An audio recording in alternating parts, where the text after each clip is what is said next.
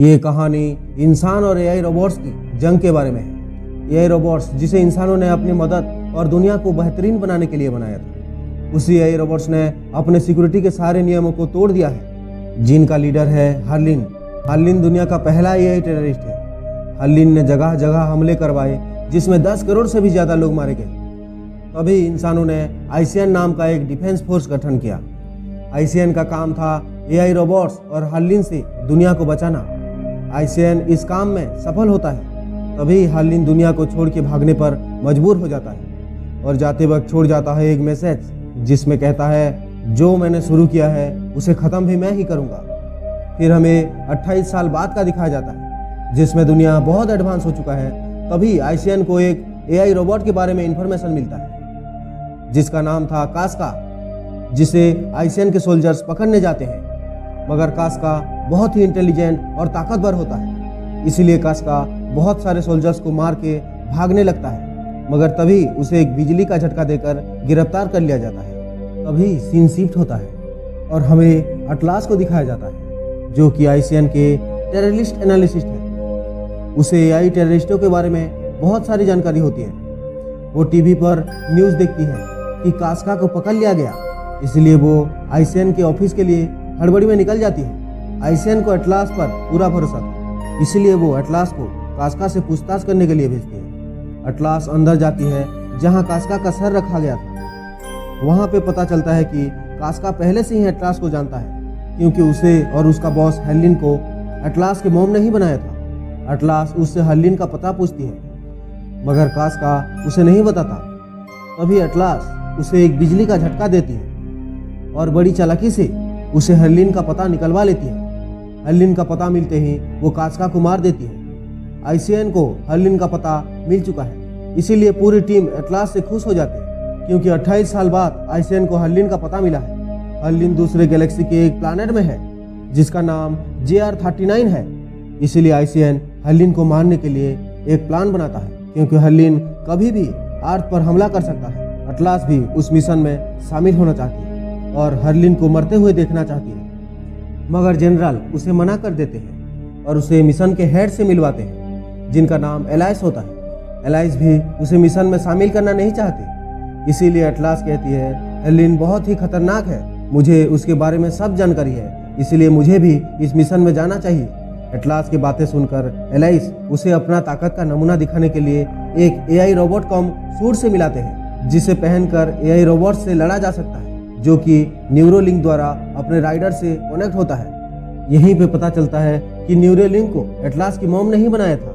Alias कहते हैं कि मैं जानता हूँ तुम्हारी मॉम का मौत का कारण एआई रोबोट ही है, मगर ये उससे अलग है और हमारे पास बहुत सारा एडवांस हथियार और एक प्लैनेट को तबाह करने जितना बॉम्ब है, जिससे हम हर्लिन को आसानी से हरा देंगे। मगर अटलास मिशन पे जाने के लिए जिद करती है और आईसीएन के जनरल भी मान जाते हैं। एलाइस और उनका टीम एक बहुत बड़ी स्पेसशिप में मिशन के लिए निकल जाते हैं। तभी हम देखते हैं अर्थ के चारों तरफ एक लेजर सिक्योरिटी बनाया गया है, जिससे निकलने के लिए एक कोड लगता है। ये हाईटेक सिक्योरिटी को बनाने का मकसद था कि कोई भी बिना परमिशन से अर्थ में ना घुस सके। आईसीएन का स्पेसशिप वहां से निकल के JR39 के नजदीक पहुंच जाती है। एटलास सभी रेंजर को समझाती है कि हर्लिन बहुत ही चालाक और खतरनाक है, वो अपने न्यूरोलिंक पर ज्यादा घमंड ना करे, न्यूरोलिंक को भी हैक किया जा सकता है। मगर सारे रेंजर उसकी बातों को सीरियसली नहीं लेते। ये देखकर एटलास गुस्सा करती है, इसीलिए एलास उसे शांत करते हैं और अपना सूट को पहनने लगते हैं। तभी उनका स्पेसशिप पर हर्लिन हमला कर देता है। दरअसल हर्लिन को इनके बारे में पहले से ही पता चल गया था। उनका शिप बहुत ही डैमेज हो जाता है। वहां से बचने के लिए सभी अपना अपना सूट पहनते हैं और एलाइस अटलास को बचाने के लिए उसे एक सूट में डाल देते हैं, क्योंकि इनका स्पेसशिप अब क्रैश होने वाला था। सारे रेंजर शिप से निकल के हर्लिन का ड्रोन से फाइट करते हैं, मगर अटलास को सूट को चलाना नहीं आता, इसीलिए वो सूट के साथ नीचे गिर जाती है। अटलास को चोट लगता है और वो बेहोश हो जाती है। कुछ देर बाद उसे होश आता है और वो आसपास देखती है, मगर वहाँ कोई नहीं होता। वो रेडियो से कांटेक्ट करने की कोशिश करती है, मगर कांटेक्ट नहीं हो पाता, इसीलिए अटलास बहुत दुखी हो जाती है। अटलास अपने एआई सूट को ऑन करती है, क्योंकि वो अपना जान बचाने के लिए रेस्क्यू पोर्ट पर पहुंचना चाहती थी, जो कि उससे बहुत दूर था। एटलास सूट यानी रोबोट को ऑर्डर देती है कि उसे रेस्क्यू पोर्ट तक ले जाए। एटलास रोबोट के साथ कनेक्ट नहीं थी, इसीलिए रोबोट जंप करके जाने लगता है। तभी एटलास उसे मना कर देती है क्योंकि जंप करके जाने से हेलिन के ड्रोन उसे जल्दी देख लेंगे। तभी एटलास फैसला करती है कि वो चल के जाएगी। रोबोट कहता है ऐसा करने के लिए हमें कनेक्ट होना होगा, लेकिन एटलास को रोबोट के ऊपर बिल्कुल भी भरोसा नहीं होता क्योंकि एआई रोबोट ने ही उसके मॉम की जान ली थी। वो न्यूरो लिंक करने के लिए मना कर देती है, मगर वहाँ से बचने के लिए वो ना चाहते हुए भी अपने आंखों की रेटिना स्कैन करके कुछ हद तक कनेक्ट हो जाती है और दोनों आगे बढ़ने लगते हैं। रोबोट उसे कुछ कुछ समझने लगता है। रोबोट एटलास को अपना नाम स्मिथ बताता है। रास्ते में एटलास स्मिथ से हथियारों के डिटेल पूछती है, जिसमें स्मिथ कहता है हमारे पास 7 हथियार हैं, जिसमें से सबसे पावरफुल आयरन बॉम्ब है जो कि एक ही बार में आधे प्लैनेट को तबाह कर सकती है। आगे चल के दोनों वहां पहुंच जाते हैं जहां इनका स्पेसशिप तबाह हो गया था। यहाँ दोनों को पता चलता है कि सभी रेंजर्स मर चुके हैं। एटलास ये देखकर बहुत दुखी हो जाती है और उन सब का टैग इकट्ठा करने लगती है, मगर उन्हें वहाँ एलाइज का लाश नहीं मिलता। तभी एटलास देखती है कि कुछ रोबोट और कास्का उनकी तरफ बढ़ रहे हैं। एटलास समझ जाती है कि हेलिन ने कास्का को फिर से बना लिया है। उनसे बचने के लिए एटलास वहाँ से भागने लगती है, मगर कास्का उसे देख लेता है और हमला कर देता है। तभी उसे रोबोट चारों तरफ से घेर लेते हैं। एटलास डर जाती है और आयरन बम का यूज करने के लिए ऑर्डर देती है, जिसे स्मिथ मना करता है, मगर एटलास की जिद करने पर उसे आयरन बम चलाना पड़ता है, जिससे कि सारे रोबोट खत्म हो जाते हैं। मगर कास्का बच गया था, वो उन पर हमला करने वाला था। तभी वहाँ जमीन धंस जाती है। एटलास स्मिथ के साथ जमीन के अंदर चली जाती है। स्मिथ को पता था कि आयरन बम से जमीन भी धंस सकती है, इसीलिए वो इसे यूज करने के लिए मना कर रहा था। जमीन के अंदर गिरने के कारण एटलास की पैर टूट जाती है, जिसे ठीक करने के लिए स्मिथ उसके पैर में एक मेटल प्लेट फिट कर देता है। ट्रीटमेंट के दौरान एटलास को बहुत दर्द हो रहा था। तभी स्मिथ उसे एक लॉलीपॉप देता है, जिससे एटलास अपना दर्द भूल जाती है और हंसने लगती है। एटलास स्मिथ को वहाँ से निकालने के लिए कहती है, लेकिन स्मिथ कहता है हमें ऐसा करने के लिए न्यूरोलिंक से कनेक्ट होना होगा। एटलास भी उसका कहना मान जाती है क्योंकि उसके पास और कोई रास्ता नहीं था। न्यूरोलिंक से कनेक्ट होने के बाद स्मिथ उसे बाहर ले आता है, लेकिन एक ड्रोन उन्हें देख चुका था, जिससे कास्का को इनका पता चल गया था। दूसरी तरफ दिखाया जाता है कि एलाइस जिंदा है और वो हेलिन के कब्जे में है, जिसे हेलिन बहुत टॉर्चर कर रहा होता है। वहाँ एटलास और स्मिथ एक फूल के पास पहुंच जाते हैं। एटलास जिसका नाम प्लांटी रखती है। स्मिथ को पता था कि कास्का उनके पीछे जरूर आएगा, इसलिए वो रास्ते में बम लगा देता है और कुछ देर बाद वहाँ कास्का आता है। तभी स्मिथ उस बम को ब्लास्ट कर देता है। एटलास चेक करने के लिए पीछे जाती है, जहाँ पर कास्का का सर मिलता है, जो अभी जिंदा था। एटलास उसे कुचल देती है और स्मिथ उसका सर से हेलिन का लोकेशन पता कर लेता है। एटलास हेलिन के लोकेशन को ट्रैक करना चाहती थी ताकि नेक्स्ट मिशन में आइसियन को मदद मिले, इसीलिए स्मिथ ना चाहते हुए एटलास को वहां ले जाता है। दोनों हेलिन के बेस तक पहुंच जाते हैं, जहां एटलास देखती है कि हेलिन के पास उनका शिप है और वो बम भी, जिससे आधे प्लैनेट को तबाह किया जा सकता है। तभी कुछ ड्रोन की नज़र स्मिथ के ऊपर पड़ जाती है। ड्रोन उन पे हमला करने लगते हैं।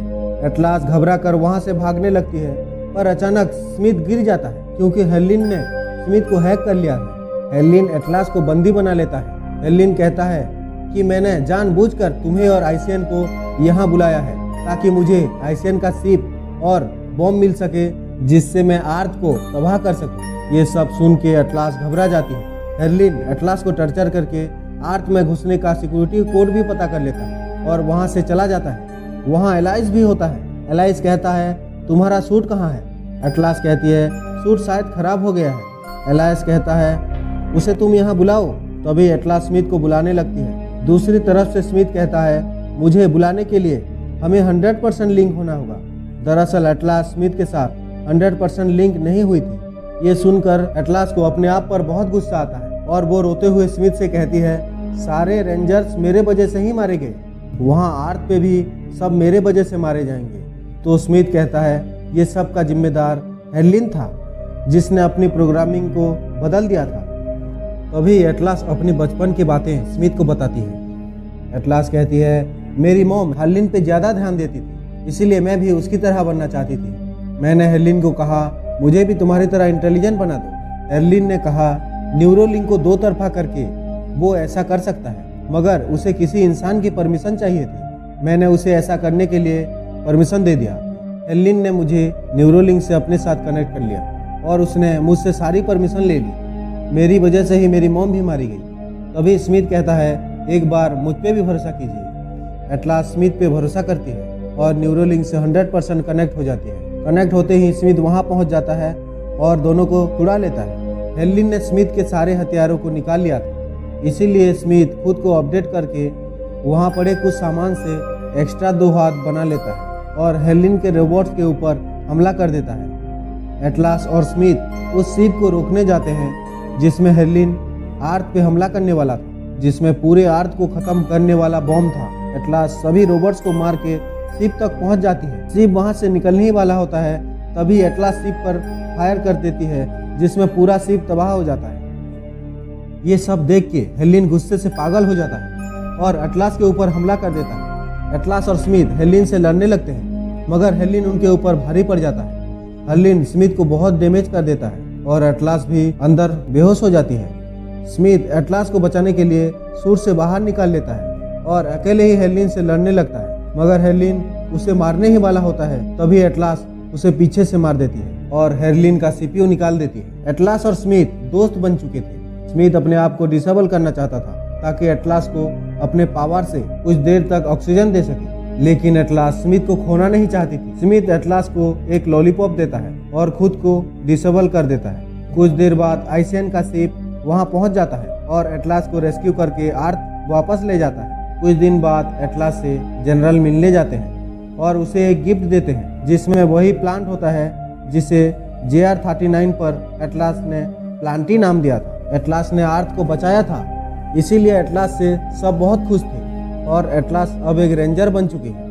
वो एक नया सूट टेस्ट करती है जिसे एटलास के लिए ही बनाया गया था और वो सूट होता है स्मिथ। दरअसल स्मिथ का CPU वहां से रेस्क्यू कर लिया गया था। एटलास स्मिथ से मिलकर बहुत खुश हो जाती है और यहीं पर यह कहानी खत्म हो जाती है। ऐसे ही मज़ेदार मूवी को देखने के लिए हमारे चैनल द एक्सप्लेन वाला को सब्सक्राइब करना ना भूलें।